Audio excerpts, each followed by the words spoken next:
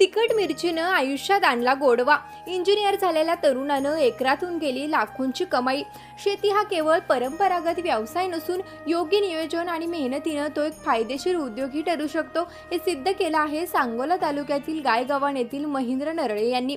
नरळे हे मिरचीच्या उत्पादनात गेली अनेक वर्षापासून सातत्याने यश मिळवत आहेत आणि यंदा तर फक्त 3 एकर मिरचीच्या बागेतून तब्बल 4.5 लाख रुपयांचं उत्पन्न मिळवले.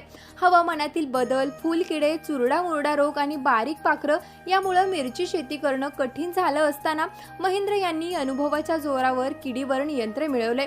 त्यांनी नुकतंच 2 लाख रुपयांची हिरवी मिरची बाजारात विकली. हिरव्या मिरचीचे दर घसरू लागल्यानं त्यांनी तयारीपूर्वक लाल मिरचीचं उत्पादन सुरू केलं. मागील अनेक दिवसापासून लाल मिरचीचा तोडा सुरू असून बाग लालसर फुलली आहे. 15 क्विंटल मिरचीचं उत्पादन अपेक्षित असून त्यामुळे उत्पादनात लक्षणीय वाढ होणार आहे.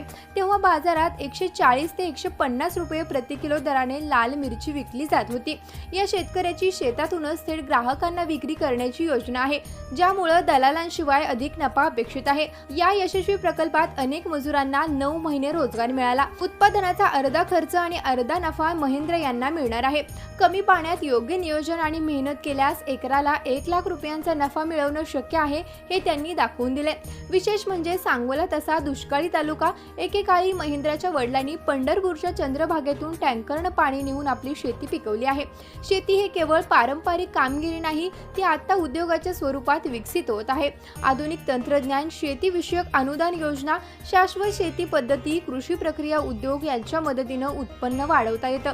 तुम्ही शेतीकडे व्यवसाय म्हणून पाहिलं तर त्यातूनही चांगलं उत्पन्न मिळू शकतं, असं देखील या शेतकऱ्यानं महाराष्ट्र माझाशी बोलताना सांगितलं.